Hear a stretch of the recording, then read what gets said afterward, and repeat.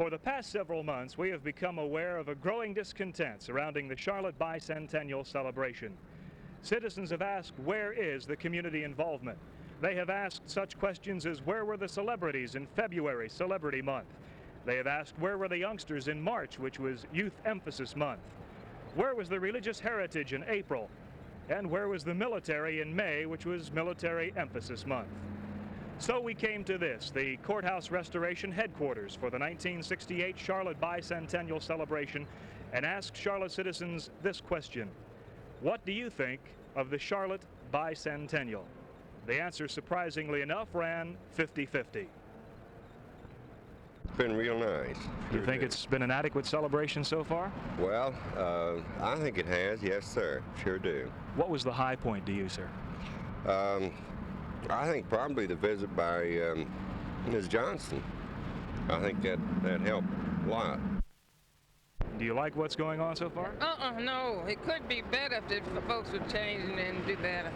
How do you think it could be better? What could they do? They could do a heap. I'm got catch my butt. Well, I think it's wonderful. Because I come from the oldest church in Mecklenburg County, Sugar Creek. Do you think it's been an adequate celebration so far? Well, I guess it maybe could have been a little more, but I think they're doing a real good job. Where do you think it could have been strengthened? More publicity, because a lot of people don't know about it. I don't know. It doesn't seem like Charlotte really has a whole lot of spirit for it. I don't know. Festival in the park should be real good. It always is every year. What do you think they could have done to hypo the celebration? I don't know. I went to see the play out at, I didn't get to see the play out at Charlotte, and I would have liked to, but that was probably the best thing they could have done. Most of the people I talked to said it was really fabulous. Tell you, to be honest with you, I think it's okay. Where I work, they wouldn't let me grow my beard, but outside of that, I think you're doing a fine job. They got this festival in the park, which is really doing a fine job. Ken, I think it's been good. I've heard a lot about it over WBT and WBTV. Certainly a great asset to Charlotte, isn't it? Do you think it's been an adequate celebration so far? I don't believe I'd say so. We've heard a lot about it, but it seems to me it could have been promoted more. What do you think has been missing mostly? Perhaps more publicity, say. Perhaps more community action as such as parades or Freedom Park ventures such as you folks had Labor Day and so forth. I went through a centennial in Greensboro back several years ago, and it really started off with a bang. Seemed like the people were participating more than they are here in Charlotte. You feel then that there's more or less a lack of community action here? Seems so, yes.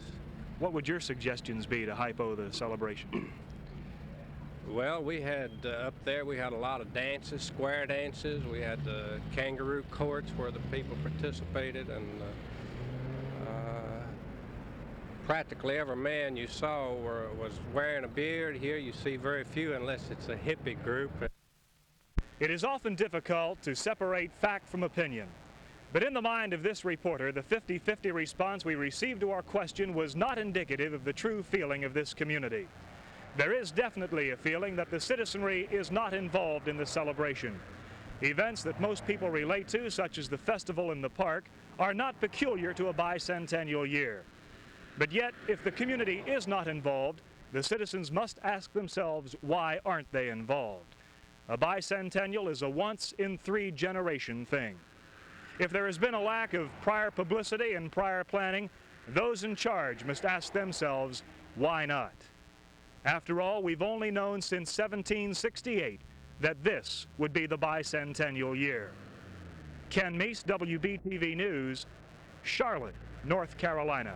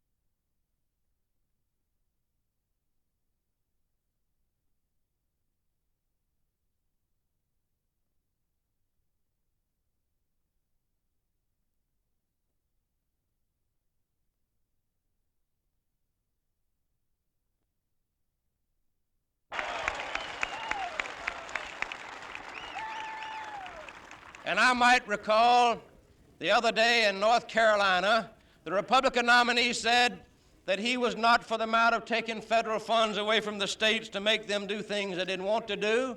But in 1966, Mr. Nixon was in Alabama, and they asked him, do you support Lyndon Johnson's 1964 and 1965 Civil Rights Bill, which is the bill that they are doing this very thing under? And his answer was, absolutely yes, I support those pieces of legislation. So I say to you, don't pay any attention to what a national Republican tells you about schools or anything else, because they've had as much to do with the destruction of the public school system as has the National Democrats. In fact, it started under them in 1954.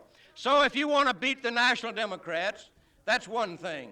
But if you beat them with a Republican Party controlled and supported by the Eastern money interests that have looked down their nose at the people in our section of the country for 100 years, then a week after they are inaugurated, you're going to be sorry that they are in office, and you'll want to get them out of office, but you'll have to wait 4 years. So they're not going to fool us in that way. They are Tweedledee and Tweedledum. There's not 10 cents worth of difference in what they say and what they've done. And if you lay down the record of the National Republican Party and compare it with what the National Democratic Party has done to us in South Carolina, it'll be Tweedledee and Tweedledum and tit for tat. You can't tell which has done the most against it. It was a national...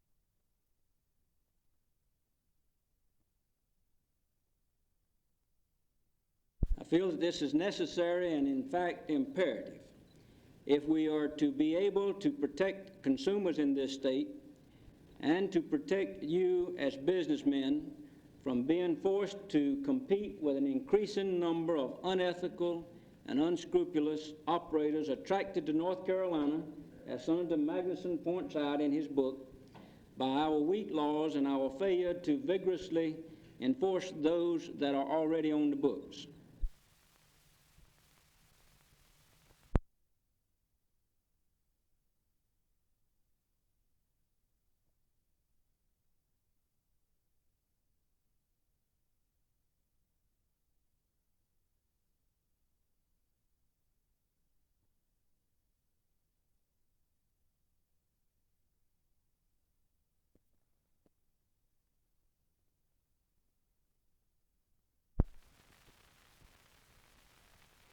First, the cab industry in the city of Charlotte either finds that it's impossible to make a reasonable return upon invested capital, or else the companies just cannot make a profit.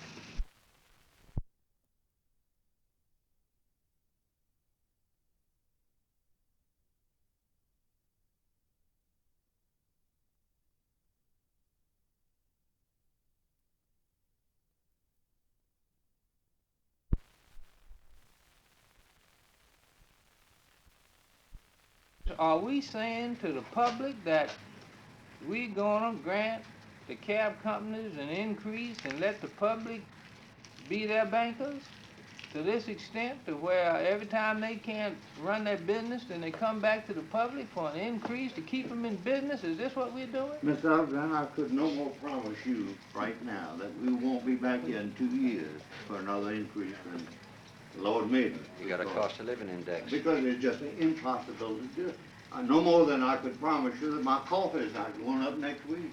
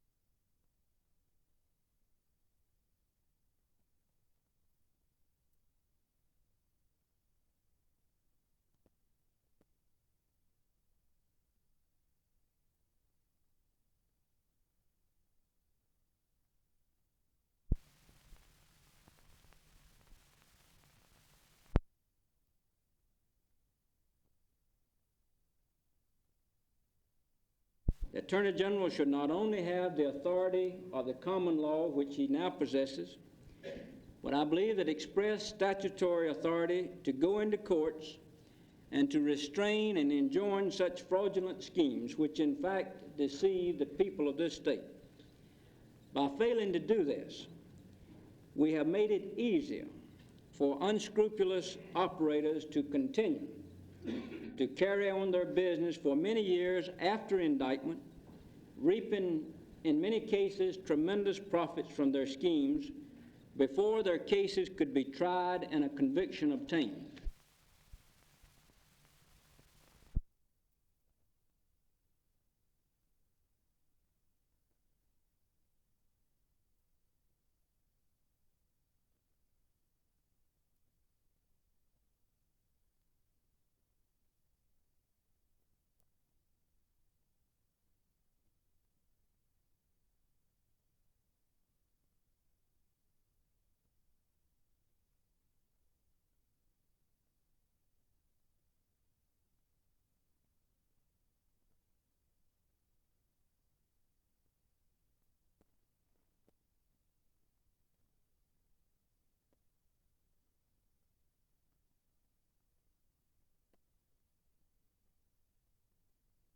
The automobile, gentlemen, is a product of our own ingenuity. It is something that we created with our own hand. And for us to say, as a society and race of people, we don't have the intellect, we don't have the know-how, we don't have the ability to control this Frankenstein monster, it just doesn't make sense, does it?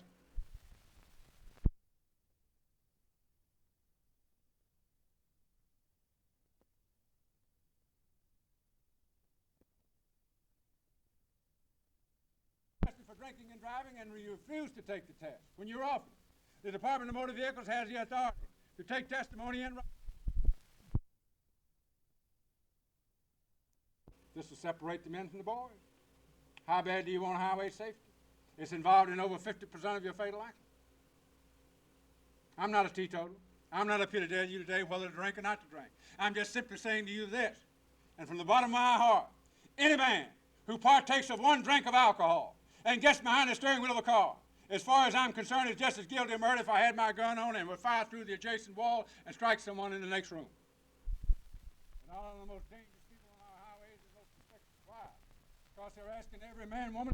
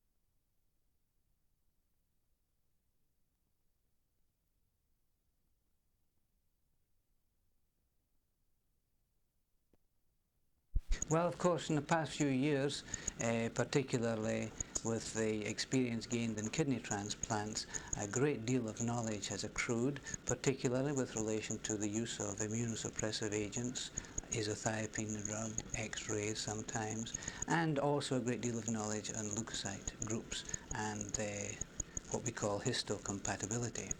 This, plus the fact that somebody has performed a cardiac transplant and that the patient has survived and that the transplant is doing well, all of this creates a much different climate now from what there was, say, a year ago.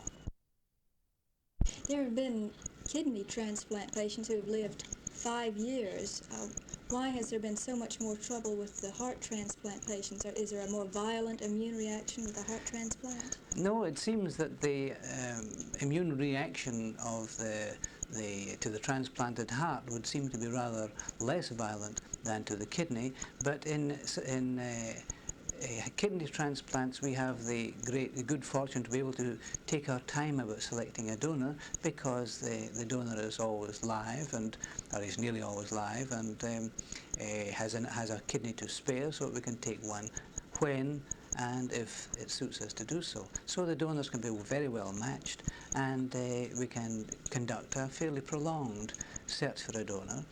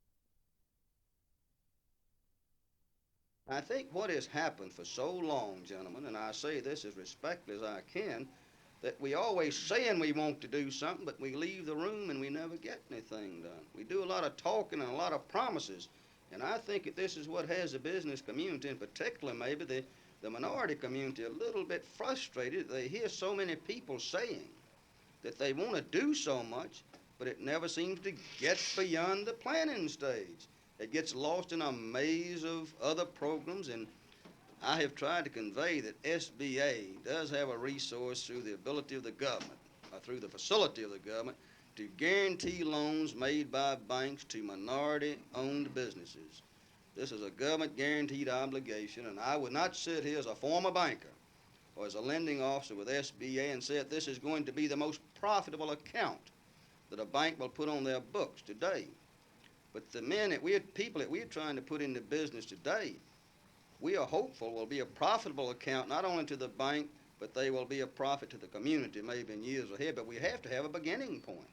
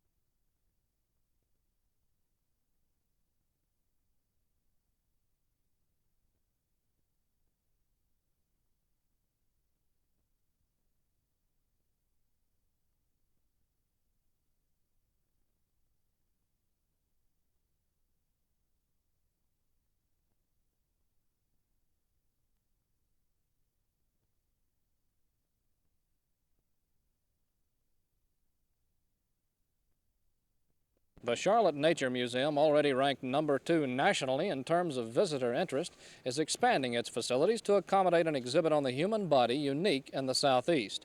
The $56,000 construction program will modernize and expand the present building up to 10,000 square feet, but the new crowd grabber will be a $20,000 plastic woman who is sure to get plenty of attention from her audience.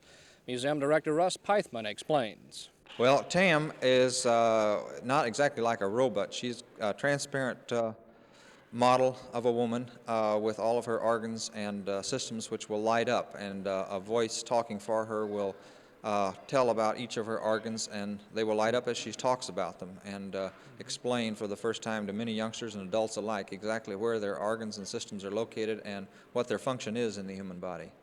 Right now, in the other areas that you'll be expanding to, will there be new features in these other areas? Yes, of course, the first feature, most noticeable to the person who hasn't visited the Nature Museum lately, will be a new entrance. We have the entrance right in the center of the building, and on entering the room, they'll probably want to head first right to the new animal room, the new North Carolina animal room that's going to feature all the animals that we had in the old room, plus a few new ones, and a series of rather exciting exhibits of static displays of wild animals, mounted specimens, as they appear in the mountains and on the Piedmont and on the seacoast. Now, your plans won't stop here, will they? What about the future? Well, the future, we are looking to downtown Charlotte. We feel that Charlotte needs a major museum. We're growing fast, and we're hoping that somewhere in the governmental plaza area in the not too distant future we can have a museum of science, history, and technology, an exciting museum where instead of coming to participate in, you come to see and learn about things on the Piedmont. And it'll be a real exciting museum, I think, when this is underway. Progress abounds then these days at the Nature Museum. There's even a new sky in the planetarium which duplicates the stars with pinpoint accuracy. And incidentally, private money keeps it all going. C.J. Underwood, WBTV News.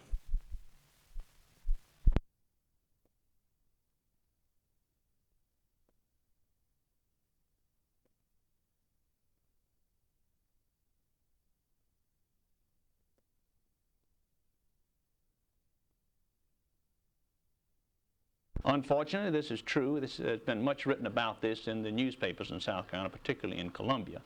Roland Evans of Evans Novak column has brought this point out. And we've seen much evidence of this, that the Democrats in South Carolina plan to just put on a front campaign for Mr. Humphrey, and that they see the race being between Mr. Nixon and the third-party candidate. And if they cannot elect Humphrey, then they will try to deny South Carolina's 8 electoral votes to Mr. Nixon. And this is negative, bad politics. I hope, let's put it this way, I hope that this does not prove to be the case, but there's much evidence indicating this today. Do you see any problem in defections from the Republican Party to the Wallace camp? Do you think that Wallace is picking up strength from mostly Republicans or from Democrats and Republicans? Well, the surveys that I've seen show that up north it evens out. Mr. Wallace takes as many Humphrey voters away as he does Nixon voters. Down south, for every one pro-Nixon vote, every one Humphrey vote that he takes 3 from Nixon.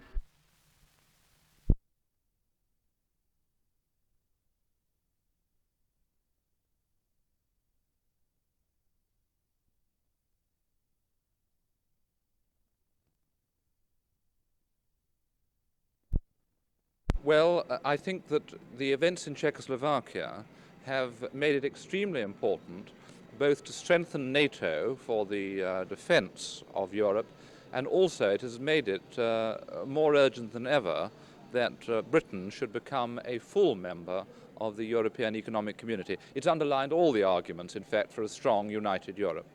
Is Britain now powerful enough, economically speaking, to become a full member of the Economic Community of Europe? Well, I think we have our economic problems, but I think that the economic situation is sufficiently stable, yes, and I would favor early entry for Britain into the common market.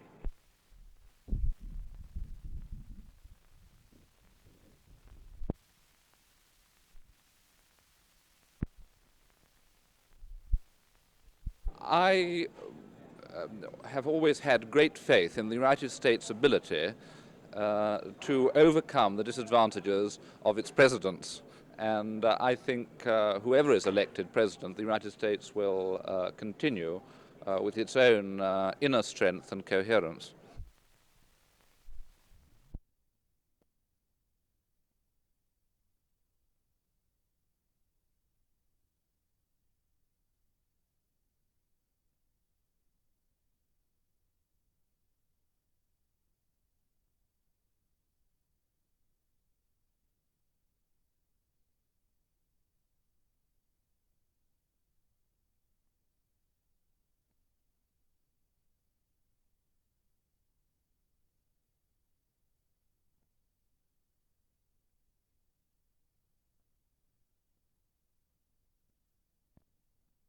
If you had the entire program to do all over again, the entire 39 months, what would you change? Well, I'm not saying that anything went wrong. As you know, this is a program that has never been done before. There has been no precedent, no traditions, no manuals of procedure. We had to come in and begin to play everything sort of by ear. and we had to accommodate to the changes in the federal legislation as they were made each year. I think I would have tried much harder to involve the poor at the very outset of the program, in spite of all the deadlines that we had to get proposals into Washington, by the next day and so on. I think that is one thing, if I had my life to live over again, I would have done, is to really push for maximum feasible participation of the poor right from word go, right from the first day of the program. Did government play the role you think it should have played, or do you think there was more involvement from the government standpoint needed? Well, I think it would have been highly desirable to have had more involvement on the part of local city and county government in the early days of the program. And actually, they really didn't begin to get involved until about 2 years ago.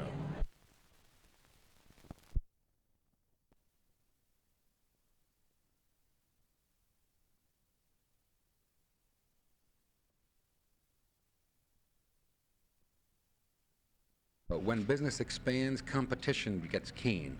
I think when competition gets keen, you lower some of the usual safeguards which are employed in your interest for new business. And these are the little loopholes that organized crime will use to enter legitimate business in North Carolina, to bring some of their illegal money into this community. Now, dealing with cigarettes again specifically, the big controversy that looms here continually is whether to tax cigarettes. North Carolina does not do this. Is this the answer? Would we make it less attractive to the smugglers?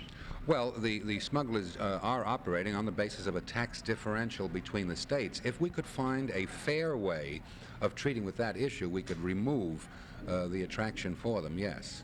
One of the possibilities is that has been offered is a single uniform federal tax collected at the source and then redistributed to the states so that each would get a fair share. I do think you have to look for a fair program which would not be unjust to the industry in this state.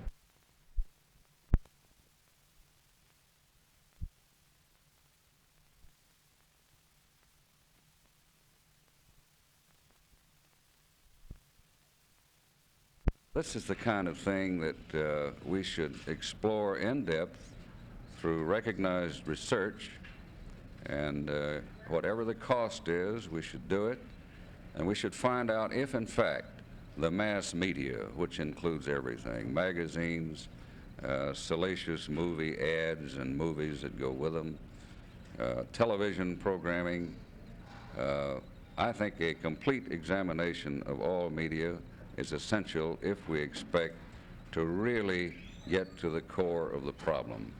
If media is not responsible, then I think this subcommittee should report it. If it is responsible, then I think the subcommittee should report that, and then I think it behooves the committee and the media, including television, to clean their own house and get on with the rest of the investigation. This meeting, plans were made that at an appropriate time, a so-called group of Negro votes would come out publicly for Jim Gardner to create the image that I had in some way solicited the Negro bloc vote. At the same time, this group would deliver the Negro bloc to Bob Scott and Hubert Humphrey on November 5th. Now let all citizens of our state clearly understand the complete implications of this series of events. The record of the past is very clear concerning the bloc vote. Bob Scott courted and received the Negro bloc vote in the primary campaign of 1964 and was nominated. Because of this vote, Bob Scott, Lyndon Johnson, and Hubert Humphrey were nominated and elected in 1964. Bob Scott and Hubert Humphrey will receive the Negro vote in 1968 because he has again made a deal behind closed doors to receive these votes on November 5th. Now, I'm perfectly willing to meet my opponent on live television and radio to discuss my programs and plans. But Bob Scott refuses to let the people of this state hear him talk about his views. Instead, he prefers to make deals with special groups. And that special group means Golden Franks and the militant group that are now saying they're going to support me, and I don't want any support of this kind.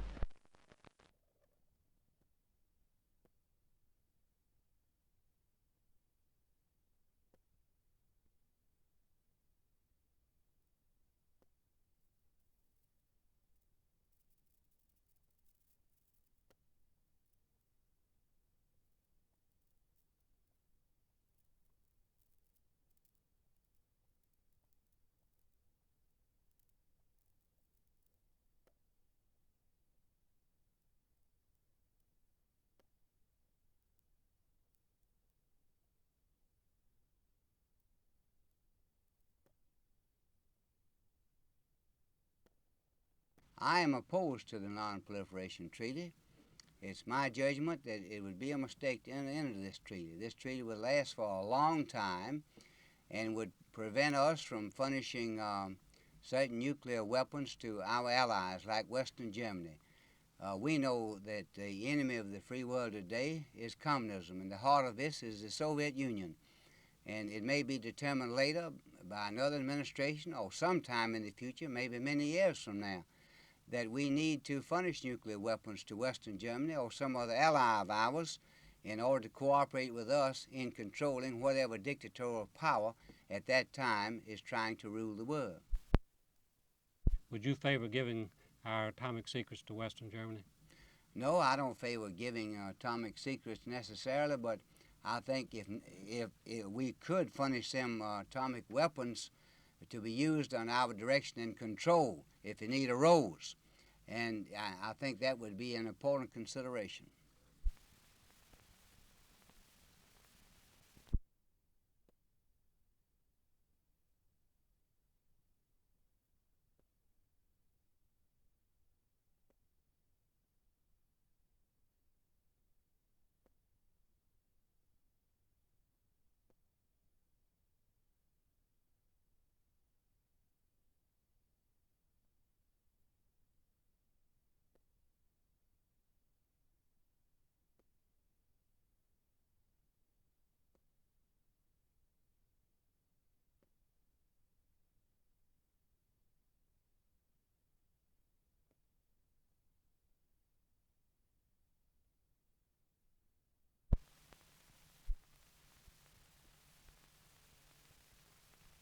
There's so many things it would be hard to know where to start.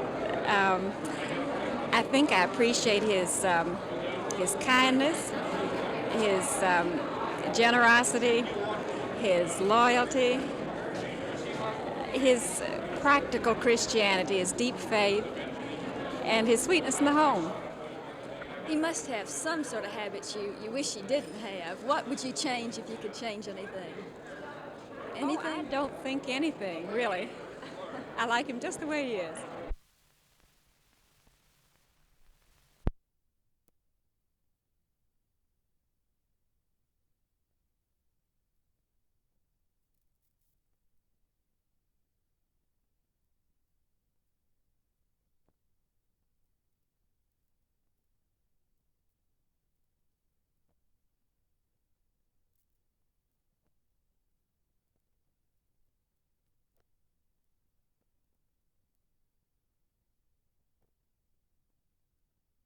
It's our judgment, and I believe the judgment is a relatively dispassionate one, that nowhere do you find the combination of qualities, educational, intellectual, and just the companionship of ancillary facilities and similar facilities that you find in the research triangle. We have looked rather extensively around the country, and save perhaps in certain areas of the West Coast, and I don't even think that qualification applies, you can find nothing like this in our judgment.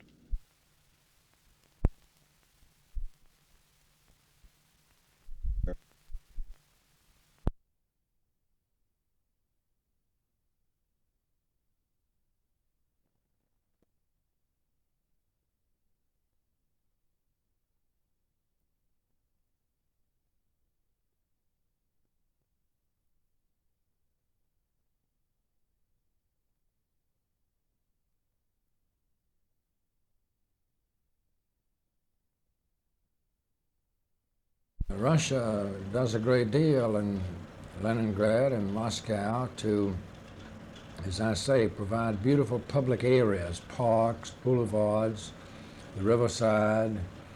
You don't see any trash dumps. You don't see any automobile graveyards. Of course, they don't have, but I suppose we have 100 times as many automobiles as they have.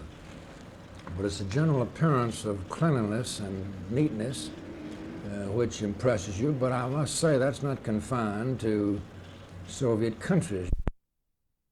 The same is true of many other European cities, Paris and London and Madrid, Barcelona, Rome. They're all cleaner and more attractive than our cities. They don't have the billboards, they have more trees, they take care of the watersides, the rivers that flow through the cities.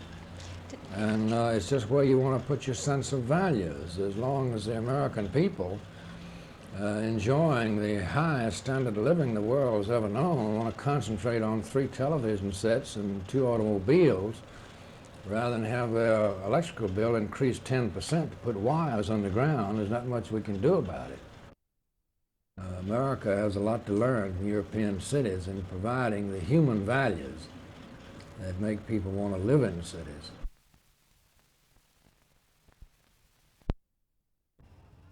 What had happened in my life, I couldn't have explained. In a good man, and I wish many of them would have the privilege of seeing has chosen to and in Switzerland. But I think more than that, Mr. Chairman, I would like to say that it was in our day. Thank you. I know a great Savior, I do, don't you? And I live daily by his favors, I do, don't you? So whatever betide me, I want him beside me, just for his mercy to guide me. I do, don't you? And I want him to choose me. I do, don't you? For service of any kind, just to use me. I do, don't you? And I want him to bless me, to own and confess me, just completely possess me. Oh, I do, don't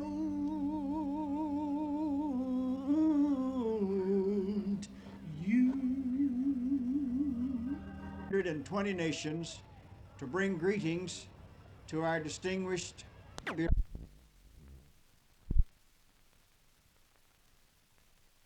This has been a wonderful and great occasion for us to be here on this day and to have all of these honors. And you know, almost every testimonial dinner I've ever been to, and almost every day that's been dedicated to an individual, somehow or another that fella died right after that. That's a fact. And I sat here wondering if maybe this was a part of the services they're going to hold. And maybe my wife has talked to my doctor and found out something I didn't know. But this has been a memorable occasion. It's been recorded. I'm going to go listen to it when I get depressed. And listen to all the fine things that have been said. But as I said this morning at the breakfast, all the glory and all the praise and all the honor I will accept temporarily, because someday I'm going to give it all to the person who deserves it, the Savior that I serve, the Lord Jesus Christ. Worldly wealth that was possible. I had mansions on Fifth Avenue, duplex apartments. I built a house in the country that is now a country club. Had asked me. And bring hope and comfort to the peoples of this troubled world. God bless you, Billy Graham, as you continue your attitude.